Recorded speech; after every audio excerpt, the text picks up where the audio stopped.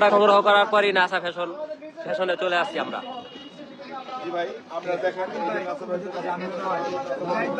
ব্যবসায়ী কাজ, ব্যবসায়ীর দিকে ব্যবসাতে যাতে কোনো ব্যাঘাত, দোকানে যাতে কোনো ঝামেলা না হয়। ব্যবসা প্রতিষ্ঠান কিচ্ছু হবে না ভাই। নাসা ভাই ফ্যাশনের ভিতরে আছি আমরা।